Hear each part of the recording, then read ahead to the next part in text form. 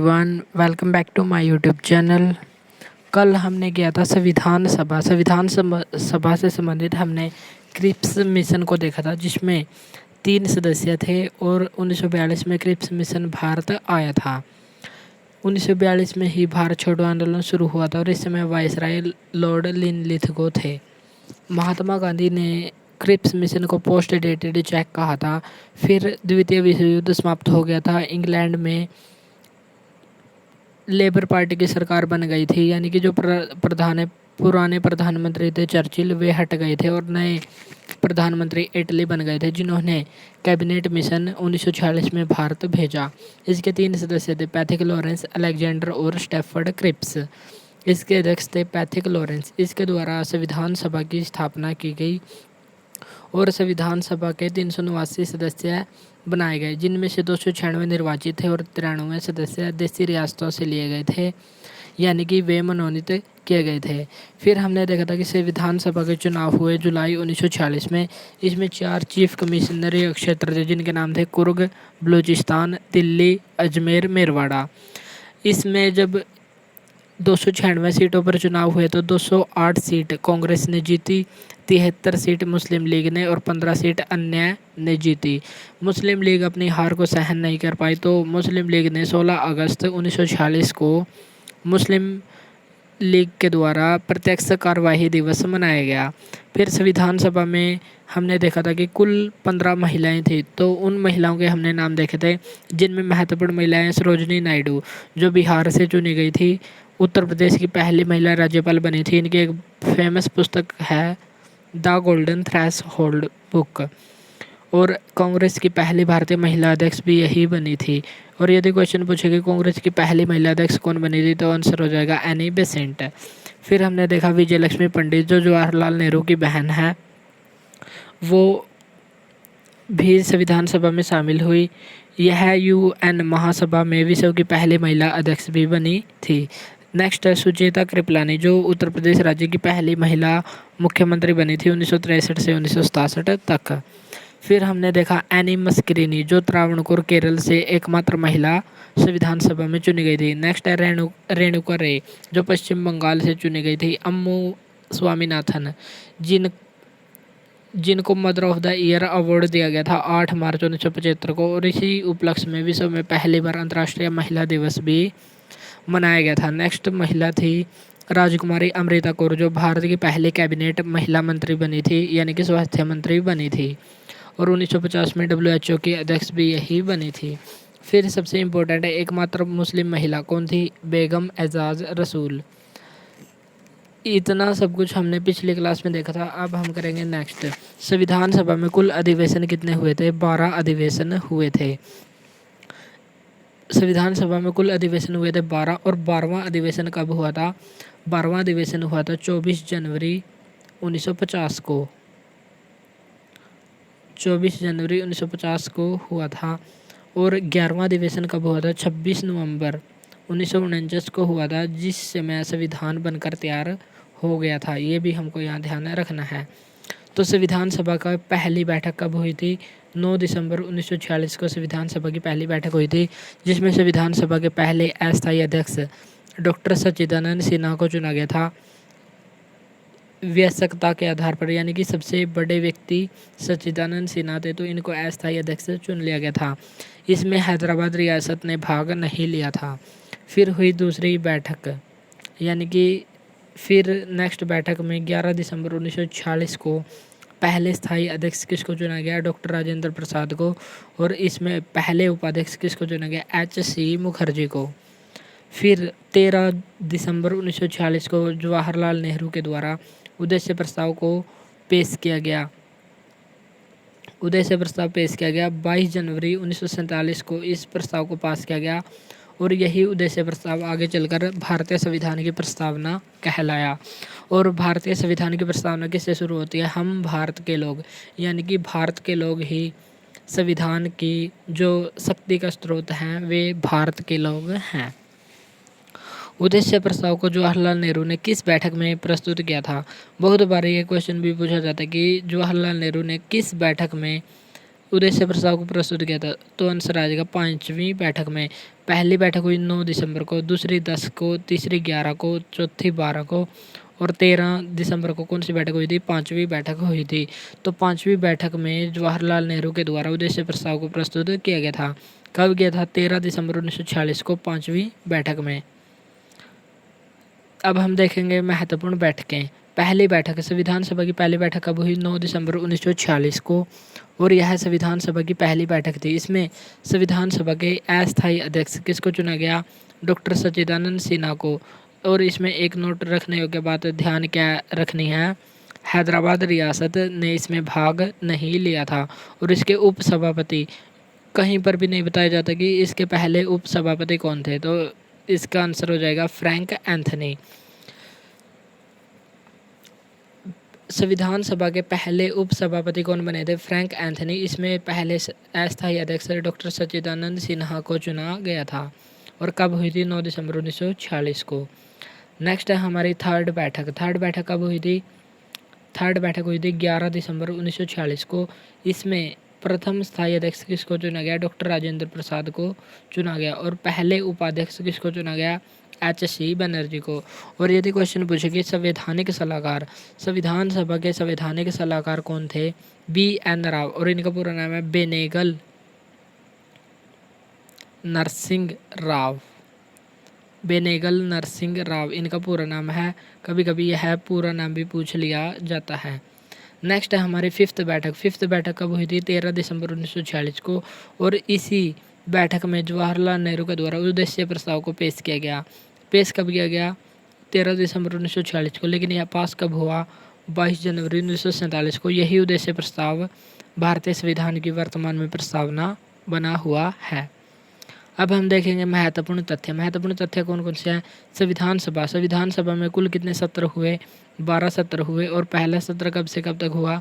9 दिसंबर 1946 से 23 दिसंबर 1946 को।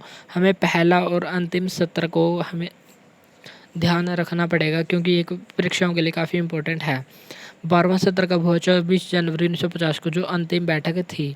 पहला अधिवेशन कब हुआ? 9 दिसंबर से 23 दिसंबर 1946 और अंतिम अधिवेशन कब हुआ? 24 जनवरी 1950 को। 22 जुलाई 1947 को क्या हुआ था? तिरंगा, जो हमारे 3 रंग से बना तिरंगा है, उसको राष्ट्रीय ध्वज संविधान सभा के द्वारा स्वीकार कर लिया गया था। फिर है हमारी नेक्स्ट इम्पोर्टेंट डेट 29 अगस्त 1947। इसको क्या हुआ था? इस डेट में हुआ था प्रारूप समिति, यानी कि जिसको मसौदा समिति या ड्राफ्ट कमेटी भी कहते हैं, उसका गठन हुआ था 29 अगस्त 1947 को। इसमें एक अध्यक्ष और 6 अन्य सदस्य थे। एक अध्यक्ष और 6 अन्य सदस्य। यदि क्वेश्चन पूछे कि ड्राफ्ट कमेटी में कुल कितने सदस्यों ने भाग लिया, इसका आंसर आ जाएगा 9, क्योंकि एक की तबीयत खराब हो गई थी और एक की मृत्यु हो गई थी, तो उनके स्थान पर 2 अन्य सदस्य आए थे। लेकिन कुल थे 7, लेकिन टोटल ने काम किया 9 सदस्यों ने, तो इसका आंसर आ जाएगा 9। अब हम देखेंगे इसके अध्यक्ष कौन थे। डॉक्टर भीमराव अंबेडकर इसके अध्यक्ष थे। इसको याद करने की ट्रिक क्या है? अंबेडकर आएंगे माधव, मित्र मुंशी कृष्ण के साथ खेत पर गायें चराने। इस ट्रिक से हम इसको याद रख सकते हैं। जैसे अंबेडकर से हो गया डॉक्टर भीमराव अंबेडकर। आएंगे से हो गया एन गोपाल स्वामी अयंगर। माधव से हो गया माधव राव और मित्र BL मित्र। किसके स्थान पर आएंगे? मित्र के स्थान पर कौन आएंगे? माधव। और मुंशी कृष्ण स्वामी अय्यर। और खेत, यानी कि खेत से किसका नाम हो गया? खेत से हो गया DP खेतान।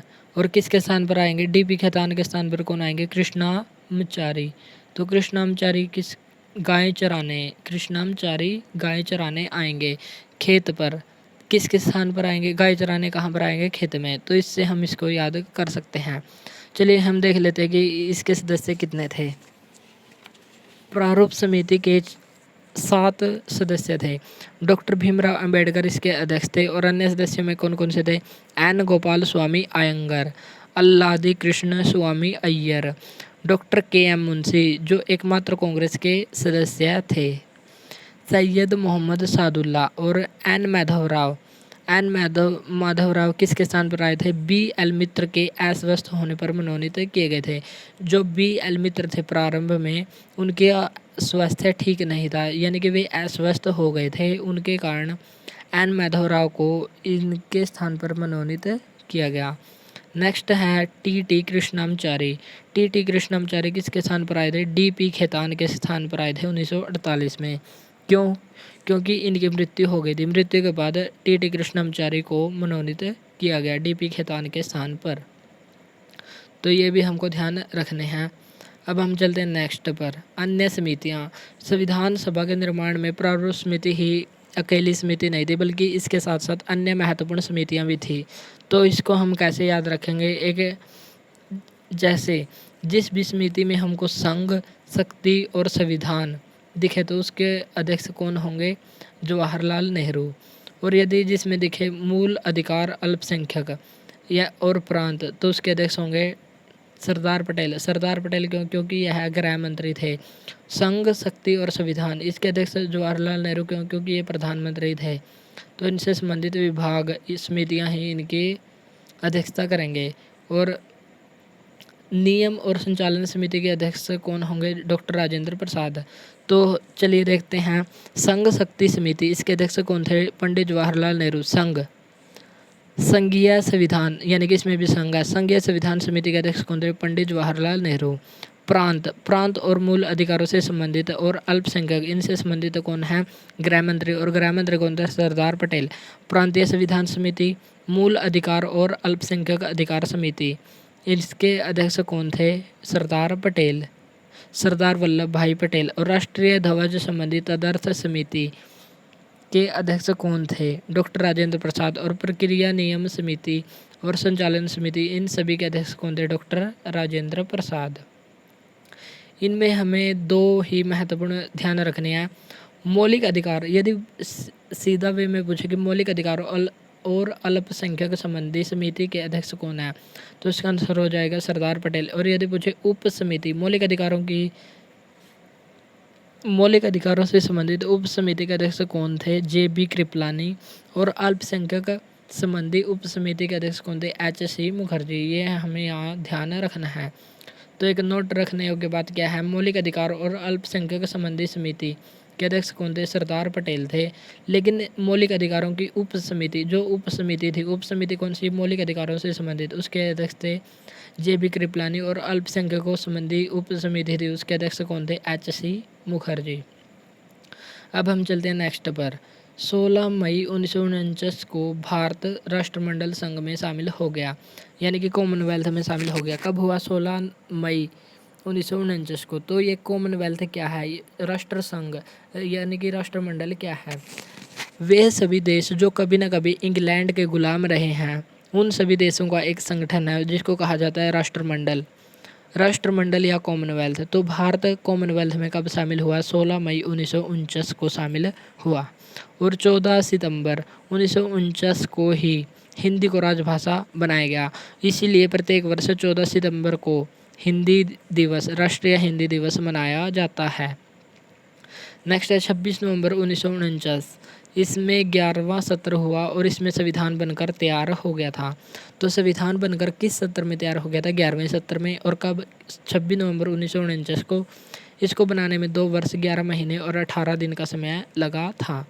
संविधान को बनाने में कितना खर्च आया था? 64 लाख, लगभग 64 लाख रुपये खर्च आया था। 26 नवंबर को प्रारंभ में विधि दिवस मनाया जाता था, लेकिन बाद में संविधान दिवस के रूप में मनाया जाने लगा। तो प्रत्येक वर्ष संविधान दिवस कब मनाया जाता है? 26 नवंबर को। क्यों? क्योंकि इस दिन 26 नवंबर 1949 को संविधान बनकर तैयार हो गया था। सत्र 11वां था और इसको बनाने में समय कितना लगा? 2 वर्ष 11 महीने और 18 दिन। नेक्स्ट है 26 नवंबर 1949 को कुछ अनुच्छेद लागू किए गए थे। यह संविधान के किस अनुच्छेद में लिखा हुआ है? यानी कि उस 26 नवंबर को कुछ संविधान के अनुच्छेद लागू हुए थे। संपूर्ण संविधान लागू नहीं हुआ था, बल्कि उसके 16 अनुच्छेद लागू हुए थे। तो इस ऐसा वर्णन किस अनुच्छेद में मिलता है? इस वर्णन मिलता है 394 अनुच्छेद में। इसमें 15 अनुच्छेदों का वर्णन मिलता है कि 15 अनुच्छेद लागू होंगे। और जिस अनुच्छेद में इसका वर्णन है वह भी इसी दिन लागू होगा, यानी कि 15 ये अनुच्छेद और 16वां 394 अनुच्छेद। तो ये 16 अनुच्छेद कब लागू हुए थे? 26 नवंबर 1949 को लागू हुए थे। और इसका वर्णन किसमें है? 394 अनुच्छेद में इसका वर्णन किया गया है। तो कितने अनुच्छेद लागू हुए? टोटल 16 अनुच्छेद लागू हुए, 15 अनुच्छेद, और जिसमें इसका वर्णन है वो भी इसी दिन लागू हुआ था। 394वां अनुच्छेद 26 नवंबर 1949 से लागू हुए थे। फिर हुआ संविधान का 12वां सत्र। कब? 24 जनवरी 1950 को संविधान सभा की अंतिम बैठक हुई और इसमें राष्ट्रगान और राष्ट्रगीत को संविधान सभा के द्वारा शामिल किया गया। संविधान सभा के द्वारा मान्यता प्रदान की गई और इसी में देश के पहले राष्ट्रपति का चुनाव हुआ। यदि क्वेश्चन पूछे कि देश के पहले राष्ट्रपति का निर्वाचन कब हुआ, तो आंसर आएगा 26 जनवरी 1950 को। और यदि क्वेश्चन पूछे कि देश के पहले राष्ट्रपति का चुनाव कब हुआ, तो आंसर आ जाएगा 24 जनवरी 1950। ये भी हमको यहाँ ध्यान रखना है। 26 जनवरी 1950 को देश के पहले राष्ट्रपति डॉक्टर राजेंद्र प्रसाद निर्वाचित हुए, यानी कि ये राष्ट्रपति बन गए और संविधान लागू हो गया। भारत गणतंत्र हो गया। भारत इसलिए गणतंत्र नहीं हुआ क्योंकि उस दिन संविधान लागू हुआ था, बल्कि इसलिए गणतंत्र हुआ था क्योंकि जो देश के सर्वोच्च राष्ट्र अध्यक्ष है वे निर्वाचित हुए थे, इसलिए भारत इस दिन गणतंत्र हुआ था, रिपब्लिक हुआ था। तो रिपब्लिक या गणतंत्र का मतलब क्या है? जिस भी देश का राष्ट्राध्यक्ष प्रत्यक्ष या अप्रत्यक्ष रूप से जनता के द्वारा चुना जाए उसको कहते हैं गणतंत्र व्यवस्था, गणतंत्रात्मक व्यवस्था। तो जो भारत के पहले राष्ट्रपति थे यानी कि राष्ट्र अध्यक्ष थे, वे इस दिन निर्वाचित हुए थे, इसलिए भारतीयों के द्वारा 26 जनवरी को प्रत्येक वर्ष गणतंत्र दिवस मनाया जाता है। यदि क्वेश्चन पूछे कि भारतीय संविधान 26 नवंबर 1949 को तैयार हो गया था, लेकिन 2 महीने तक इंतजार क्यों किया 26 जनवरी का? तो 26 जनवरी का एक ऐतिहासिक महत्व है। इसका बैकग्राउंड क्या है? इसमें जो लाहौर था, लाहौर अधिवेशन कब हुआ था? 1929 में। इसकी अध्यक्षता की थी पंडित जवाहरलाल नेहरू के द्वारा। इसमें पहली बार पूर्ण स्वराज की मांग की गई थी और 26 जनवरी 1930 को पूर्ण स्वराज दिवस यानी कि प्रथम स्वतंत्रता दिवस मनाया गया था। तो इसी दिन को यादगार बनाने के लिए 26 जनवरी 1950 को भारत का संविधान लागू किया गया।